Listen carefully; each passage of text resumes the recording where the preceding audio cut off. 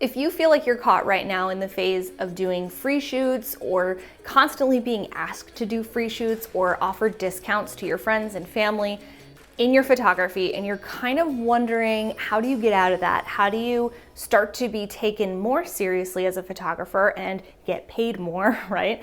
And break out of this rut that you're currently in, I wanna give you 4 strategies or steps for you to do exactly that. So my maybe unpopular opinion about this topic is that I think that this has less to do with your ability to take photos than you might be thinking. Yes, that does come into play here, but it's probably 20-25% of what's happening, whereas your mindset, business, and your overall strategies are more like 80% of this equation.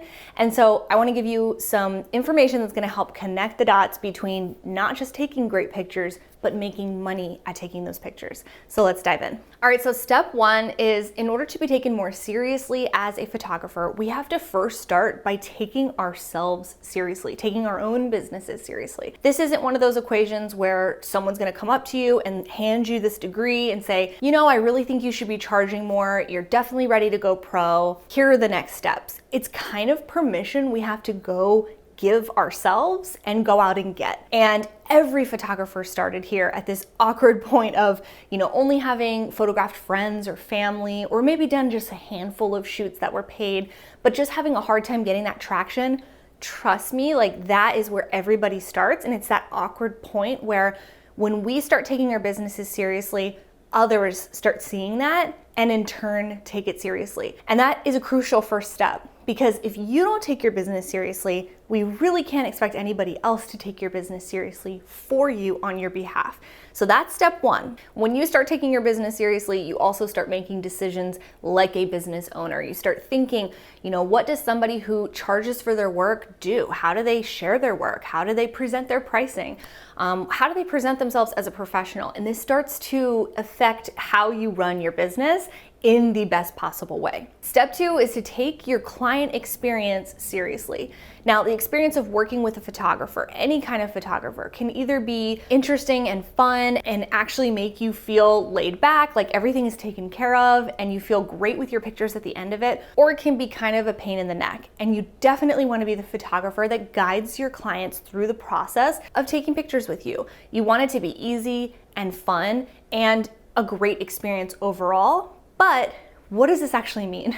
You know, like how do you create a great experience? Well, let's break it down this way. So in order to make sure that the experience of working with you is seamless and professional, we need to walk through the steps of what a client has to do in order to work with you as a photographer. So if you're sending your pricing through the DMs or through an email and it's not formatted in a way that's easy to understand and professional, you're not going to be taken seriously. If you are trying to go into shoots without contracts, you're not going to be taken seriously. And if you don't have a way of accepting payments, especially credit cards, you're probably not going to be taken seriously. So all of these things, they play into your client experience, but they also reflect on you as a professional and have a lot to do with why someone might get, you know, that feeling of distrust and be like, I think I'm just gonna go with someone a little more established because I can just run my credit card. They already have their standard brochures. Everything just makes them feel safe, right? That's because that other photographer has established trust through their client experience. And that's why this is so important. So as you're thinking about your client experience, you might be sitting here thinking, yes, okay, I need contracts, I need the invoices, I need the beautiful brochures, I need all of these things. And what I would tell you is if you don't have anything like this set up right now, you need to check out a software called Honeybook. Honeybook has all of this pre-loaded into it, which means when you come in and you open up Honeybook, there are already contracts that you can begin to use. There are already email templates so that you can put your best foot forward as a professional. So definitely check out Honeybook. I have 50% off the first year as a link down below in the description section. And they do also have a free trial so you can get a flavor for what it's like and what it can do for your business. But your client experience is something that you can't skip over. This is huge for being taken seriously. Step number 3 is take your finances seriously. Now, as much as we might want to skip this part, we can't, friend. We cannot skip it. I cannot tell you what a difference this has made in my own business. And it really all started with a book that changed my life, and I don't say that lightly, called Profit First. And Profit First, I'll link it down below, but it basically just outlines the accounts you should have in your business and how you should be setting money aside for your expenses, like your cameras and your website, and then what money to put aside to pay yourself or to pay the government for taxes. Took so much off my shoulders that I didn't realize I was carrying, and really helped me to see with clarity where I should be spending my time, because what's bringing in money was where I should be spending my time, and so on and so forth. So the sooner that you can get your finances in order and start taking your business finances seriously, the closer you will be to being taken seriously as well. Now, this also comes down to separating your finances. So your business, what you're doing with your photography, should be different and separate from your personal for lots of reasons, both keeping your life easier and legalities. You don't want this stuff to be married together, right? Like, you don't want that. That's messy, and it's not going to give you clarity in your business or confidence. And confidence is really important for other people to take your business seriously. So I realize you might be like me and not super interested in the numbers and not naturally inclined to look at what's happening with your business finances, but this is something that we can't avoid as a business owner. And if we do avoid it, it's very likely that we won't have a thriving business for very long.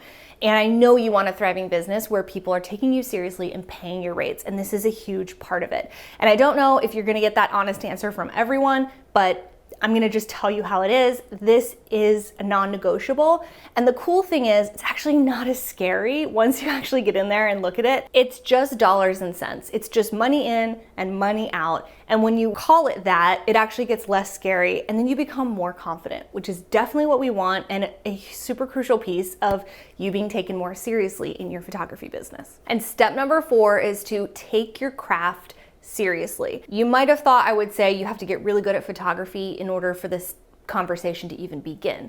But I actually believe there's a lot of other business foundations that have to come first. So we talked about all of that. At the end of the day, yes, your photography still is absolutely a huge piece of this equation. And I think sometimes in the culture, especially here in the US, we are in such a microwave mentality of just hoping that we could read one book or watch one YouTube video or do something a couple of times and be really, really great at it. And it can be frustrating when we're not. But I just want to remind you of a quote that impacted me by the writer Malcolm Gladwell. And he said that there's basically like a 10,000 hours rule. So Gladwell said that in order to achieve expertise at anything, we have to first spend 10,000 hours on it, which always stuck with me because I remember hearing this at the beginning of my career and thinking, I wonder how many hours I've put in so far to photography and learning posing and flash and all the elements of, technical photography in our craft. And I knew I wasn't even close to 10,000 hours. And so before I would get frustrated or disappointed, I kept telling myself, you're not an expert yet because you haven't put in the time. So watching videos here on YouTube, great first step. Getting your camera out, putting the flash on it, getting the flash off of your camera, and watching videos like that I have here on my channel that are on post-production, album design, client meetings, all that kind of stuff. It all, brings about expertise. And that's what we want. And just remembering that expertise is something that takes time, 10,000 hours to build.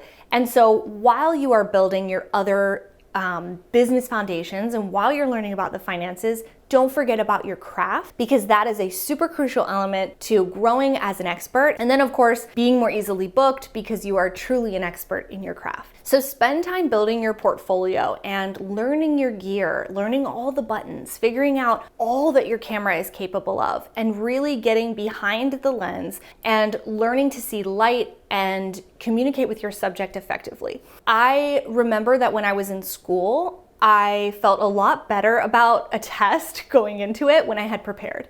And I think it's kind of the same way with photography, where the paying clients, when they come, you're gonna feel so much more confident. You're gonna talk about your business differently. You're gonna handle yourself differently when you know you've studied, you've done your homework, you have prepared. And yes, you could get nervous and you're still gonna have those jitters and you're gonna have to work through that, right? But I know that when I walked into a test that I was completely unprepared for, I behaved differently than when I had done the homework, when I had sat down, when I had read the material, when I had taken the notes. So make sure to be a good student of the craft of photography so that you can become more confident, so that when those clients come around and they actually begin to inquire and they're asking for your pricing, you can confidently present yourself and you're not just pretending to be confident, you truly are confident because you have put in the time. So if you are starting or growing a photography business now and you want to surround yourself with like-minded photographers from all around the world, be sure to join the Photo Boss Facebook group. I'm going to link it down below. It's over 7,000 photographers hanging out in that group daily, sharing expertise, and really just connecting and building a supportive community to move forward, get paid, grow your confidence, and grow your business as a photographer. So be sure to join that group. If you're in this building, growing stage of your photography business where you're trying to be taken more seriously and you're going to implement any of the things we talked about today, I would love to hear about it. Go ahead and leave it in the comment section below.